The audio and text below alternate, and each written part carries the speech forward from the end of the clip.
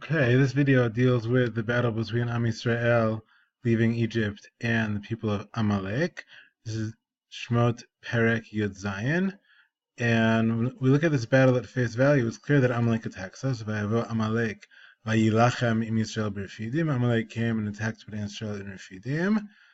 And then we have what looks like a battle. Moshe has Yehoshua choose fighters, B'char lanu anashim, v'tzei yilachem b'Amalek, and he battles Amalek. And that part is what you'd expect in a battle. In addition, there seems to be this spiritual dimension, because we're told that as Yehoshua did what Moshe said, lihilachem ba'amalek, to fight Amalek, at the same time, Moshe, Aaron, v'Chur alu rosh hagiva. Moshe, his brother Aaron, and Chur, who's either his brother-in-law or his nephew, the three of them go up to the mountain, and as Moshe's arms are raised, kasher yarim Moshe yado, v'gavar Yisrael. With Moshe's arm up in the air, Bnei Israel would prevail. When his arm got weaker, Amalek would triumph. So this seems to be indicating that somehow Moshe's arms being stretched out in prayer impacted the battle. And so as Moshe's arms tired, Aaron and Hur tamchu v'yadav. Aaron and Hur supported Moshe's arms, one on each side. With his hands up, Yoshua wins the battle. So we get a sense from this battle that there was somewhat of a typical military campaign. Amalek attacked, and Yehoshua led an army to fight back and win. But also this sort of profound spiritual dimension where Moshe's arms being raised in prayer somehow influenced the outcome. And in fact, at the end of the whole battle, Hashem seems to perceive it that way, because he tells Moshe to write down Zikaron B'Sefer, some sort of a commemoration has to be written down for this, and told over to Yehoshua, same was Yehoshua, Hashem says, I'm going to wipe out the memory of Amalek from beneath the heavens, from the world. And furthermore, if we look at the end here, Moshe builds a Mizbeach, and he says, Ki yad al keska, a hand on the throne of God, kes like the word kisei, Milchama Hashem ba'Amalek midor dor. Hashem has a battle against Amalek from generation to generation. So this notion that Amalek is not just a typical enemy, but somehow the sworn enemy of God that has to be remembered from generation to generation for us to attack until we eventually wipe away their memory. That's very clear in these psukim, but the psukim do not explain why. What is it that Amalek did that earned them this special distinction? So in order to answer that, we looked to Devarim Perek Chaf Hei. And Devarim Perek Chaf Hei is where Bnei Israel are given the mitzvah as a nation that they have to remember Amalek and try to annihilate Amalek. And over there, when the Torah is telling us what's so bad about Amalek, it says, look, remember what Amalek did to you leaving Egypt? Asher karcha baderech, vayizanev becha kol ha'nechashalim acharecha. They happened upon you, and they went after the nechashalim. Chal here is like the word chalash, somehow the weak ones, the stragglers, the ones who are having a tough time keeping pace with the rest of the camp as they traveled. Again, you were tired and weary. So that fits with what was said a minute ago. Amalek came up from behind, like a zanav is the tail of an animal. They came up from behind us, looked to find the people who are weak and vulnerable straggling at the end of the camp, and those people, while everyone of Bnei Israel is tired and weary, Amalek attacks them. So it seems like this underhanded thing, this underhanded plot, to specifically go after the most vulnerable, weakest members of our people, instead of fighting a quote-unquote fair fight by attacking us army to army. So that seems to be one major sin that Amalek is guilty of, that I had you right over here. And the pasuk concludes, V'lo yarei Elokim, did not fear God, which may mean, depending on how you read it, that we're elaborating on the rest of the pasuk. We're saying Amalek happened upon you, they attacked from behind all the stragglers when you guys were weak and weary, and did not fear God, meaning Amalek had no fear of God. So if that's the case, Amalek would be guilty of two things. A, sort of on a human level, what they did is unethical and underhanded, to go after the most vulnerable of us. And B, they had no fear of God. Lo yarei Elokim.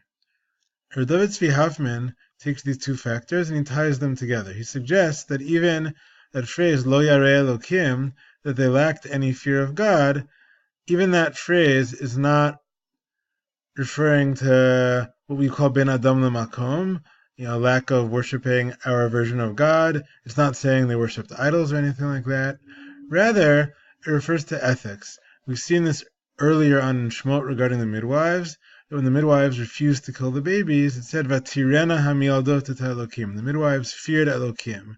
And we discussed how the name Elokim is the sort of generic universal name of God, like the English word God today, which we use in English for Hashem, but is also used by non-Jews for their gods. And so to say with the word Elokim in Tanakh, somebody does not fear Elokim, means they have no sense of any God. They don't answer to any sort of a higher power, any sort of supreme being. That's often used to say that they're not at all decent. Much like today, you might say about a good person, he's a decent, God-fearing man. So the opposite of that back then would be to say the person is not at all a God-fearing person, he's not a decent person. And so David Tzvi Hoffman, the Torah is telling us that what Amalek did to attack the most vulnerable of us was so outrageous, Gam al pini musei ha'umot hodot avodah zarah, even according to the norms of nations that worship idols, pagan nations, even they agree, en lehitnapel al am hanosei ledarko, that you should not, like the word nafal, to fall, lehitnapel, make yourself fall. You should not descend upon, bring yourselves down upon a nation who's just going on their way, nosei ledarko, b'shalom, peacefully going about their business, going on their way. Which is what Amalek did. We didn't start up with them. We're just going about our business, traveling through the Midbar. Out of nowhere, Amalek attacks us. And certainly, you shouldn't go after the weak ones. So they're me'asef, I should say. The ones who are bringing up the rear. That's called the me'asef. In modern Hebrew, the last bus, if a certain route has a bus every hour, and the last one's at midnight, that bus is called the me'asef, because it's bringing up the rear. So here in the Midbar, the weak people who travel in the back are called the Ma'asef. Says Rav Hoffman, the fact that Amalek attacked us unprovoked, and they went after the weakest people, that means they didn't fear God at all. So according to Rav Hoffman, Amalek committed two sins that are related to each other. They happened upon us, meaning they came upon us unprovoked. We were minding our own business, and they just came and attacked us. And they did it by going after the Nechashalim, they went after the weakest, most exhausted, most vulnerable. And then saying Lo Yireh Elokim, that kind of sums up the essence of Amalek. They're such despicable people that they did these two things. They came unprovoked and went after the weakest people. That shows they have no fear of God, no respect of a higher power. Even pagans who believe in gods with a lowercase g, even they would know this is unethical. And Amalek is like worse than them. I think what Rav Hoffman's trying to do here is to explain what makes Amalek worse than any other pagan nation that worshipped Avodah Zarah. So he's saying even those nations had some values, some decency, some sense of propriety. And Amalek didn't have any of that. Rav Hoffman continues in our discussion. So we said, did Amalek sin against Hashem? The truth is they didn't really sin against Hashem as a God. Because what we're calling Yirat Elokim here isn't really a sin against the God of Bnei Israel. It's more of an interpersonal sin against the basic norms that any decent society, including Bnei Israel, had. And like I asked you here, where else did we learn about this? We learned about it, Yirat Elokim having the same meaning with the Mialdot, who were not necessarily Jewish. That was a debate among the Meforshim. But even if they weren't Jewish, they were decent people who wouldn't kill a baby. And therefore, they're described as Vatirana hamialdot et Elokim. The midwives feared God. Along comes the Netziv, Rav Tzvi Yehuda Berlin, and the Netziv takes a different angle on all this. He says we have to consider the possibility that as despicable as Amalek was, maybe Bnei Israel still had it coming to them. Because if Bnei Israel were complete saints, Hashem would have protected them from this attack. And so what we're trying to do, we're not trying to blame the victim and exonerate Amalek. We're not saying Amalek are decent people. But the Netziv says, whatever Amalek was guilty of, we as Jews who are looking at it from Bnei Israel's perspective, still have to ask ourselves, as evil as Amalek was, is there anything we could have done to prevent this? Doesn't mean it's okay what they did. It's never okay to oppress a victim, but nevertheless, there are times where the victim could have avoided the oppression, and so if you're from that group, in this case, if you're from Bnei Israel, even without justifying what the oppressor did to you, it's important to ask, is there anything you could have done differently to avoid this?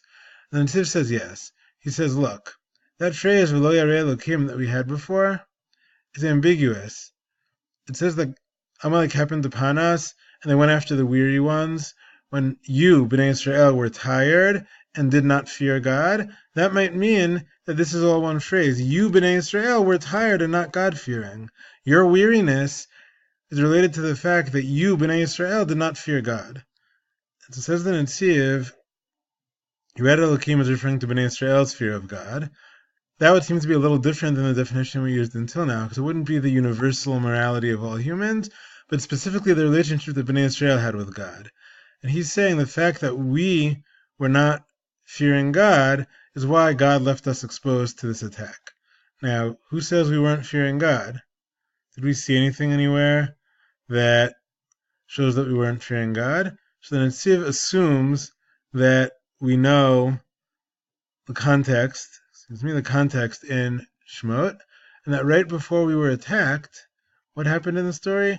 Right before Vayavo Amalek, right before they attacked us, was one of these many stories of Bnei Israel complaining about not having enough water. This is the time when Moshe was supposed to hit the rock. I know you all know the time when Moshe hit the rock and got punished. In this case, God told Moshe, Hikita Batsur, hit the rock, and water will come out and the nation will drink. And Moshe did that. And so, after Bnei Israel got water, Moshe refers to the place as Masa Umriva, a place of testing, like the word Nisayon, and a place of fighting. A riv is a quarrel or a fight. How is there testing and fighting in this place? Al riv Bnei Israel v'naso tamet Hashem. Because Bnei Israel had fought and tested Hashem, and they said, Hayesh Hashem b'kirbenu im'ayin. They had questioned whether God was with them. And remember, in Parak Tet Zayin, in the previous Parak, after Az Yashir, we'd seen Bnei Israel complain once about water, once about food. So those complaints are done by now. Each time God took care of them, He gave them water, He gave them man. And so at this point, when they come to a new place at the beginning of this parak, and again don't have water, in Mayam Lishtot Ha'am, they should know by now that God's going to provide for them. And instead, they right away complain to Moshe. They say, Tenu lanu mayim v'nishteh, Moshe, give us water, we want to drink. Again, they're complaining and saying, Lama zeh halitanu miMitzrayim, why did you bother taking us out of Egypt? L'hamito tiveh panai v'miknai batzama. You took us out of Egypt, l'hamit, to kill me, my kids, and my animals of thirst. And so this type of complaint really has no business happening at this point. After God's already given them the man and given them water in other places, they have to know He's going to provide for them. To still say, why did you take us out of Egypt?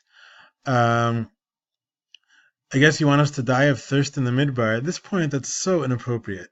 So it says that in Tziv, that's what's going on here. Bnei Israel were not fearing God. They didn't have faith that God's going to provide for them. And so God says, if that's the case, then I'm not going to guard you as carefully. I'm going to let you become Ayef and Yageya.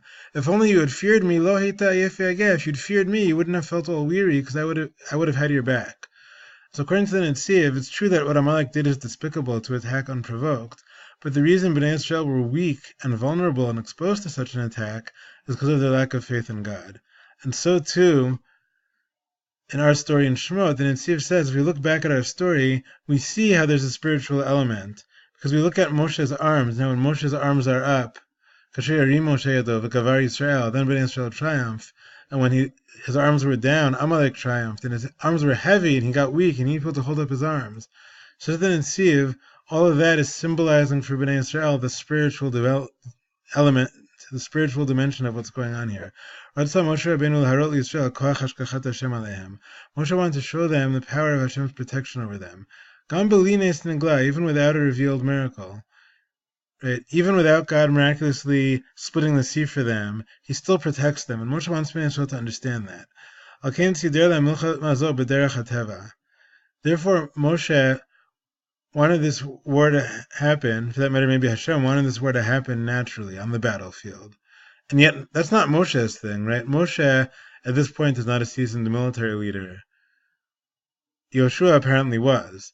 And so, Bashar lo notzar Moshe Rabbeinu lekach, since Moshe Rabbeinu was not created for that, to be a tough military guy, Alken tzivat Yoshua, therefore he sends Yoshua out to fight. So in sum, the Netziv is saying that this mix of Moshe praying and Yeshua fighting, is trying to tell Bnei Israel, look, Hashem will be with you. If Hashem is with you, then you can win on the battlefield and stop